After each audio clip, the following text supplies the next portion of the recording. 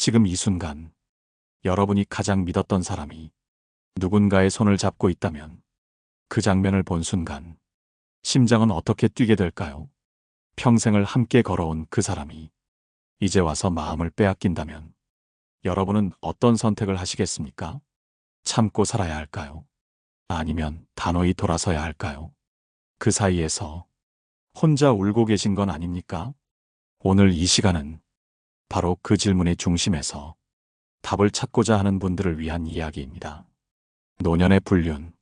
그것은 단순한 배신을 넘어 우리의 인생 후반부를 송두리째 흔드는 사건입니다. 그리고 무엇보다 중요한 질문. 왜 들켰음에도 불구하고 그 사람은 그 관계를 끊지 못하는가? 많은 아내분들이 말합니다. 들켰으면 그만두는 게 상식 아니에요? 이제 와서 왜 저런 집착을 하나요? 그런데 그 속에는 단순히 욕망만이 있는 것이 아닙니다. 바로 자존감이라는 감정이 깊게 자리 잡고 있습니다. 오늘 이야기의 핵심은 이 자존감이라는 감정이 왜 노년의 불륜을 끊지 못하게 하는가? 그리고 그 감정 구조를 알았을 때 여러분은 복수를 하든 용서를 하든 훨씬 현명하게 선택할 수 있다는 사실입니다. 경상북도 구미에 사는 72살의 오연희 씨는 남편과 50년을 함께 살아왔습니다. 아들 둘을 훌륭히 키워내고 남편은 정년퇴직 후에도 큰 탈 없이 가정을 유지하는 듯 보였습니다. 그러던 중 우연히 남편의 문자 내용을 보고 여성 이름과 다정한 표현들이 오가는 것을 알게 되었습니다. 처음에는 이해가 가지 않았습니다. 이 나이에 나랑 반세기를 산 사람이? 분노가 밀려왔고 무슨 말을 해야 할지도 몰랐습니다. 그러다 하루는 저녁 식탁에서 조용히 물었습니다. 그 여자 아직도 만나? 남편은 잠깐 멈추더니 고개를 떨군 채 대답했습니다. 그 사람하고 있으면 내가 쓸모있는 사람처럼 느껴져. 그 말 한마디에 오연희 씨는 숨이 멎을 뻔했다고 했습니다. 내가 뭘 그렇게 잘못했나? 우리가 서로를 위해 해준 게 얼만데? 지금 와서 쓸모라는 말을 들으니까 가슴이 무너졌어요. 여러분, 이 장면은 노년 불륜의 핵심을 보여줍니다. 바로 자신이 늙어간다는 사실을 받아들이지 못하고 젊은 여성의 관심이나 누군가의 인정에서 다시 살아있는 존재처럼 느끼고 싶어지는 것. 즉 남편은 불륜의 상대에게서 욕망이 아니라 잊혀진 존재감을 회복받고 있는 겁니다. 이 감정이 남편들로 하여금 들켰음에도 불구하고 쉽게 그 관계를 정리하지 못하게 만듭니다. 심리학에서는 이런 감정을 후기자아 보상이라 부릅니다. 자신의 생애 후반에 상실된 정체성을 다른 관계나 환경을 통해 다시 메우려는 심리입니다. 이 감정이 불륜이라는 방식으로 발현될 경우 그 관계는 단순한 스킨십이 아니라 존재 이유로까지 확대됩니다.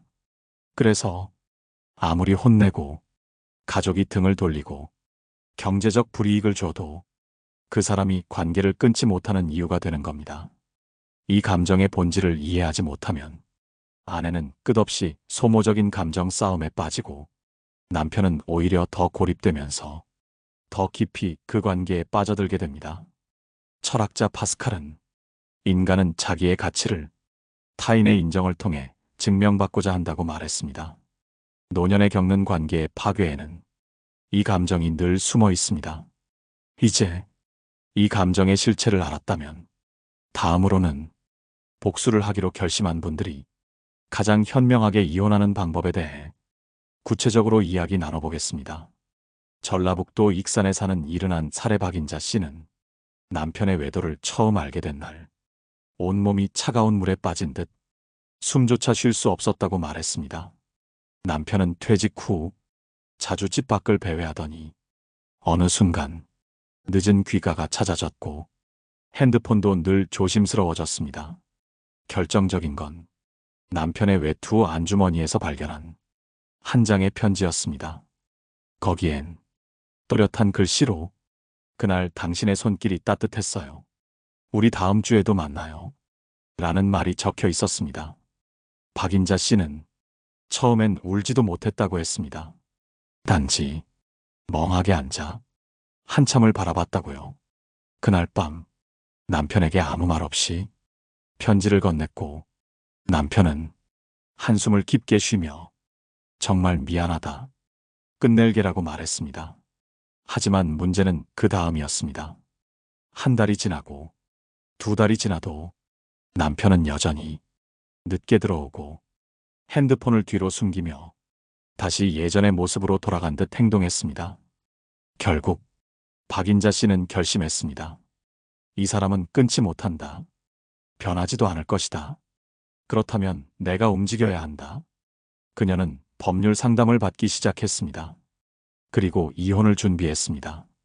하지만 그 준비는 단지 복수가 아니라 살아남기 위한 정리였다고 했습니다. 나는 이혼하고 이 사람을 고통스럽게 만드는 게 목적이 아니었어요. 단지 내가 더 이상 이 지옥 속에서 무너지고 싶지 않았어요. 그 말이 얼마나 무거운 진심으로 들렸는지 제가 더 이상 말을 이을 수 없었습니다. 박인자 씨는 조용히 혼자 집을 정리했고 경제적 분리부터 시작했습니다. 남편의 소득 흐름을 확인하고 재산 분할을 준비하며 자녀들에게는 이건 감정의 문제가 아니라 내 삶을 위한 선택이라 말했습니다. 그리고 마침내 법원에 서류를 제출한 날, 그녀는 오랜만에 숨이 가볍게 쉬어졌다고 말했습니다. 여러분, 복수의 시작은 상대에게 칼을 휘두르는 것이 아니라 자기 인생의 방향을 다시 잡는 데서 출발합니다. 우리는 종종 이혼이라는 선택을 패배라고 생각합니다. 하지만 아닙니다. 상대가 관계를 끝낼 의지가 없고 내가 계속해서 상처받고 있다면 그 선택은 패배가 아니라 자기 보호입니다. 두 번째 이야기가 전하는 메시지는 명확합니다. 이혼은 감정의 싸움이 아니라 전략의 선택이어야 한다는 것입니다. 감정적으로 폭발해서 서둘러 집을 나가거나 상대에게 무작정 화를 내고 주변을 떠들썩하게 만드는 것은 결국 자신에게 불리한 조건만 남깁니다. 그러므로 복수하고 싶다면 제대로 하셔야 합니다. 첫째, 재산 흐름을 파악하십시오. 둘째, 배우자의 행동을 조용히 기록하십시오.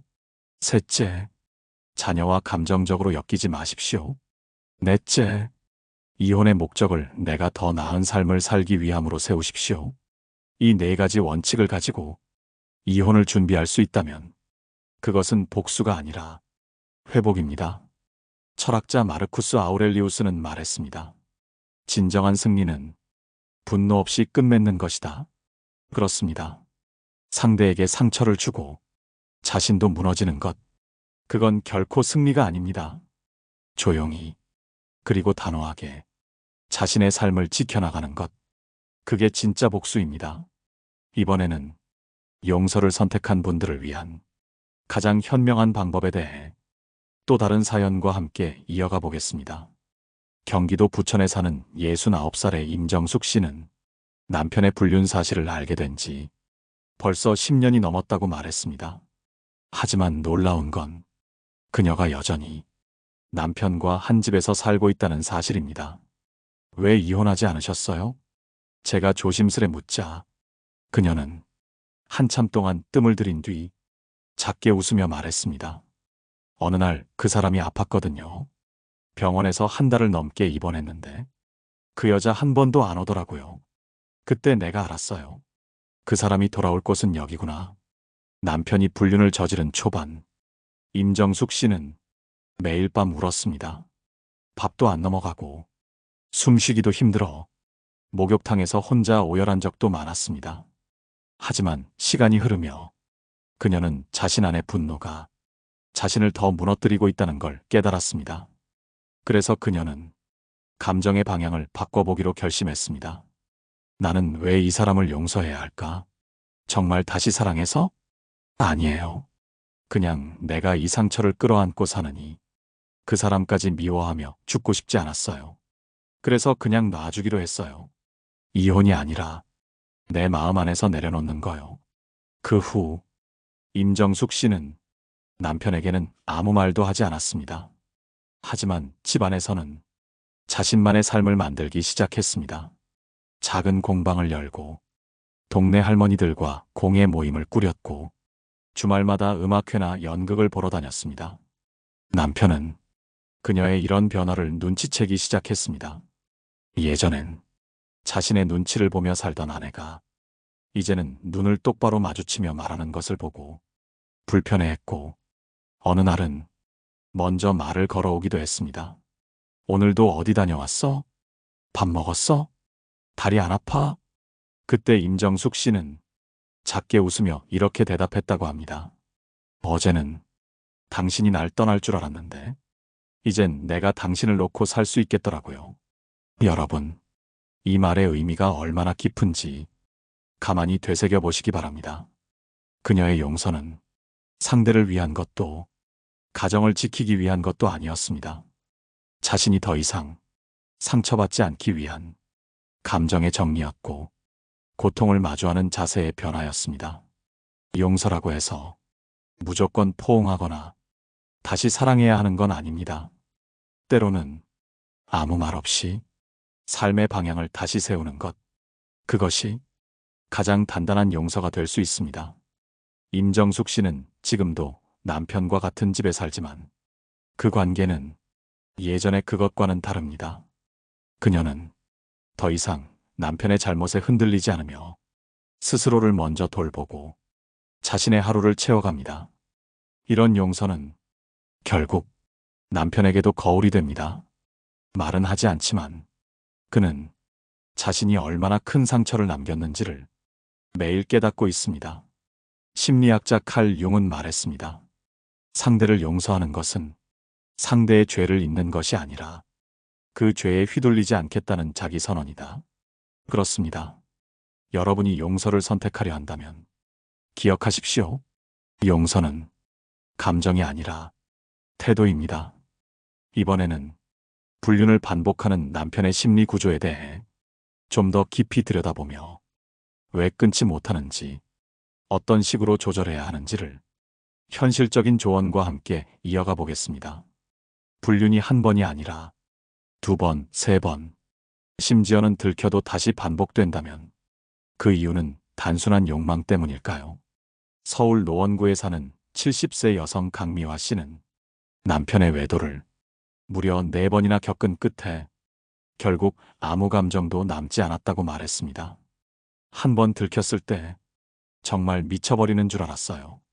근데 두 번째는 덤덤했고, 세 번째는 그냥 지쳤고, 네 번째는 이제는 그냥 사람 하나 옆에 사는 느낌이더라고요. 그녀의 남편은 자주 이런 말을 했다고 합니다. 미안하다. 이번엔 진짜 끝냈다. 하지만 끝내지 않았고 상대가 바뀔 뿐 패턴은 똑같았습니다. 강미화 씨는 어느 날 우연히 남편의 메모장에 이런 글을 본 적이 있습니다. 그 사람은 날 존경해준다. 내 말을 경청하고 내 이름을 부를 때 따뜻함이 있다. 미화는 늘 잔소리만 한다. 그 문장을 읽는 순간 강미화 씨는 분노보다 서글픔이 먼저 밀려왔다고 했습니다. 내가 그렇게 살아온 건 가족을 지키기 위해서였어요. 잔소리가 아니라 그 사람의 건강을 걱정했고 생활비 아끼자고 한 거였고 아이들 앞에서 체면 지켜주려고 애쓴 거였어요. 근데 그 사람 눈엔 그게 잔소리로만 남은 거죠. 여러분, 여기서 우리는 불륜을 반복하는 사람들의 심리 구조를 조금 더 명확히 이해할 수 있습니다. 그들은 정서적 결핍을 이유로 자신의 외도를 합리화합니다. 가정에서 자신이 무시당하고 있다고 느끼거나 존중받지 못한다고 해석되면 그 감정의 허기를 다른 관계에서 채우려 합니다. 이때 중요한 건 그 허기 자체가 현실보다 훨씬 과장되어 있다는 점입니다. 실제로 대부분의 아내들은 남편에게 관심을 잃은 것이 아니라 관심을 표현하는 방식이 현실적이었을 뿐입니다. 약 드셨어요? 이건 먹지 마요. 혈압 올라요. 이번 달 카드값 너무 나갔어요. 이런 말들이 남편 귀엔 사랑이 아니라 잔소리처럼 들립니다. 하지만 그 이면에는 함께 오래 살고 싶다는 진심이 담겨 있습니다. 그럼에도 불구하고 감정적으로 미성숙한 남편일수록 이런 현실적인 소통을 거절당하는 느낌으로 해석합니다. 그리고 자신을 온전히 받아주는 다른 사람에게 도피하는 거죠. 결국 이런 사람들은 배우자와의 깊은 관계를 감당할 용기가 없고 일상의 무게 속에서 도피처를 찾는 데 익숙한 유형입니다.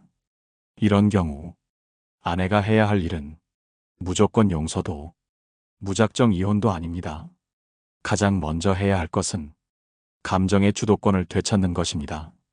당신이 외도하는 건 내가 잘못해서가 아니라 당신이 감정적으로 책임질 능력이 없기 때문입니다. 이 메시지를 말이 아닌 행동으로 보여줘야 합니다. 첫째, 상대가 죄책감을 느낄 수 있는 거리를 만드십시오. 둘째, 자신의 삶을 독립적으로 세우십시오. 셋째, 자녀에게 감정적으로 기댈 생각을 버리십시오. 넷째, 상대에게 책임을 묻기 전에 스스로의 감정을 정리하십시오. 이 네 가지를 실천한 강미화 씨는 지금은 남편과 말은 거의 하지 않지만 스스로를 누구보다 당당하게 느낀다고 말했습니다. 그 사람이 어딜 가든 이젠 내 마음이 무너지지 않아요. 그게 제일 큰 복수죠. 철학자 아들러는 말했습니다. 모든 인간 문제는 관계의 문제이고 모든 관계는 책임에서 시작된다. 불륜을 끊지 못하는 이들의 공통점은 책임을 회피하고 감정을 외부에 떠넘긴다는 것입니다. 그렇다면 우리는 그들의 감정에 휘둘릴 것이 아니라 우리의 감정을 지키는 선택을 해야 합니다. 이번에는 그 선택이 이혼이든 용서든 실제로 내 삶을 회복하기 위한 가장 구체적인 방법들을 정리해서 말씀드리겠습니다. 경기도 수원에 사는 70세 여성 최윤정 씨는 남편의 외도를 알고도 이혼하지도 완전히 용서하지도 않은 채 오랫동안 묻어두고 살아왔습니다. 그녀는 말했습니다. 이혼은 겁났고 그렇다고 아무 일도 없던 척 살자니 내 마음이 너무 허전했어요. 그래서 그냥 참고 묻고 무시하면서 살았어요. 하지만 그렇게 10년이 지나자 몸이 먼저 무너졌습니다. 불면증, 고혈압, 만성 소화불량까지 하루하루가 피곤한 싸움이었습니다. 알고 보니 그게 다 감정 억제에서 온 거더라고요. 내가 너무 오래 참아서 속이 상한 거죠. 병원에서도 스트레스성 자율신경 이상이라는 진단이 나왔고 정신과 상담을 권유받았습니다. 그녀는 그때서야 자신이 지금까지 몸과 마음을 고스란히 불륜의 희생양으로 만들어 왔다는 사실을 비로소 깨달았습니다. 그래서 선택한 것은 조용한 거리두기였습니다. 이혼이라는 제도적 단절이 아니라 심리적 독립을 선언한 것이죠. 그녀는 집안에서 더 이상 남편의 눈치를 보지 않았습니다. 식사도 각자, 말도 최소한으로, 그리고 무엇보다 자신의 시간을 되찾기 위해 주 3회 요가를 다니고 정기 독서 모임에도 참석했습니다. 내가 바뀌고 나니까 이상하게 남편도 눈치를 보더라고요. 전에 같았으면 큰 소리로 말했을 텐데 이젠 오히려 제 기분을 살피더라고요. 그녀는 남편을 용서한 것이 아닙니다. 그렇다고 이혼도 하지 않았습니다. 그저 자신의 내면에서 남편과의 감정적 끈을 정리하고 자신의 삶을 살기 시작한 겁니다. 이것이 바로 선언하지 않아도 완성되는 이별입니다. 여러분, 삶을 회복하기 위한 첫 번째 조건은 누군가의 행동을 바꾸는 것이 아니라 나의 태도를 바로잡는 것입니다. 내가 어떻게 반응하느냐에 따라 상대는 변하게 되어 있습니다.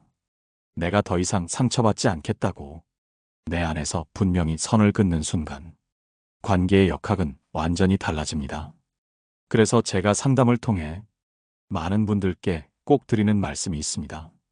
이혼하지 않으시겠다면 마음의 독립은 반드시 하셔야 합니다. 그렇지 않으면 그 불륜은 끝나도 여러분의 고통은 끝나지 않습니다.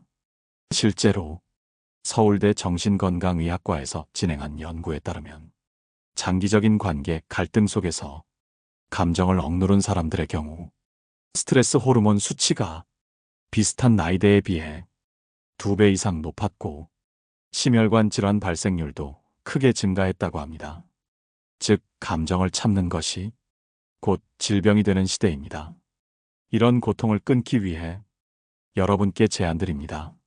첫째, 감정의 우선순위를 내 마음으로 옮기십시오. 저 사람이 뭘 하든 나는 내 기분을 망치지 않는다는 태도를 가지셔야 합니다. 둘째, 생활의 중심을 상대가 아닌 나의 루틴으로 재편하십시오. 셋째, 상대의 눈치를 보는 대신 스스로의 감정을 관찰하는 습관을 들이십시오. 넷째, 내 인생의 결정권을 다시 내 손으로 가져오십시오. 이 4가지 원칙을 실천하면 이혼하지 않고도 실제로는 더 단단한 이별을 완성해낼 수 있습니다. 철학자 루소는 말했습니다. 진짜 자유는 누군가를 미워하지 않을 자유다. 그렇습니다. 여러분이 누군가의 외도로부터 진짜 자유로워지는 길은 미워하지 않는 데 있습니다. 그 말은 잊어야 한다는 것이 아니라 더 이상 상처받지 않겠다는 단단한 결심입니다. 이번에는 지금까지 이야기한 모든 내용을 정리하며 여러분이 어떤 선택을 하든 더 이상 후회하지 않고 자신의 삶을 지켜낼 수 있는 지혜로운 마무리를 함께 나누겠습니다. 지금까지 우리는 노년의 불륜이라는 참담한 현실을 마주한 분들이 그 고통 속에서 어떻게 살아가고 있는지 다양한 방식으로 풀어봤습니다. 들켰는데도 관계를 끊지 못하는 남편들, 그들의 심리 뒤에는 단순한 육체적 욕망이 아니라 무너진 자존감과 존재감에 대한 갈망이 있다는 점, 그걸 이해한 뒤 복수를 원한다면 감정에 휘둘리는 대신 정확한 준비와 전략으로 이혼을 선택해야 하고, 용서를 선택했다면 다시 상처받지 않기 위해 분명한 거리두기와 감정 정리가 필수라는 사실, 그리고 끝내 이혼도 용서도 하지 않기로 했다면 그 관계 안에서 심리적 독립을 이루는 방식으로 자기 자신을 지켜야 한다는 것. 이 3가지 방향 중 어느 하나도 쉽지 않습니다. 하지만 그 안에 공통된 메시지는 하나입니다. 상대의 선택에 내 삶이 흔들리지 않도록 나를 단단히 세워야 한다는 것입니다. 사랑하는 사람의 배신은 우리의 영혼까지 흔들 수 있습니다. 하지만 그 파문이 퍼지는 중심에 여러분이 그대로 서 있으면 결국 나만 무너집니다. 그러니 이제는 더 이상 왜 그 사람이 그랬는지에만 마음을 쓰지 마시고 나는 어떻게 살아야 덜 아플지에 집중해 주세요. 지금 여러분이 분노에 젖어 있다면 그 감정을 억누르지 마시고 종이에 써보십시오. 그 이름을 적고 내가 느끼는 말들을 다 써보는 것만으로도 마음속 독소가 빠져나가기 시작합니다. 지금 여러분이 용서를 고민하고 있다면 그게 습관이 아닌 진심에서 나온 것인지 스스로에게 묻고 또 묻는 시간을 가지세요. 지금 여러분이 이혼을 선택하려 한다면 주변의 시선보다 여러분의 건강과 감정, 삶의 방향에 우선순위를 두시길 바랍니다. 그리고 이 모든 결정에 앞서 꼭 기억해 주세요. 여러분은 누구보다 소중하고 누구보다 보호받아야 할 존재입니다. 어떤 일이 있더라도 여러분 스스로를 버리거나 낮추지 마세요. 철학자 빅토르 프랑클은 말했습니다. 삶은 우리가 처한 상황보다 그 상황에 대해 우리가 어떤 태도를 갖는가에 따라 완전히 달라진다. 그렇습니다. 남편의 외도는 여러분의 잘못이 아닙니다. 하지만 그 외도를 대하는 태도는 여러분의 몫입니다. 오늘 방송이 그 선택 앞에서 망설이고 계신 여러분께 단단한 용기와 위로가 되었기를 바랍니다. 이제 여러분께 여쭙고 싶습니다. 지금 여러분의 마음은 어떠신가요? 용서하고 싶으신가요? 아니면 정리하고 싶으신가요? 혹은 그 어느 것도 결정하지 못해 그저 버티고 계신가요? 여러분의 진심 어린 이야기 댓글로 들려주세요. 그 이야기가 또 다른 누군가의 위로가 될 수 있습니다. 좋아요와 구독도 함께 눌러주시고 이 채널에서 다음에도 삶을 깊이 들여다볼 수 있는 진심의 이야기로 여러분을 찾아뵙겠습니다. 고맙습니다. 편안한 하루 되세요. 노후에 빛나는 지혜였습니다.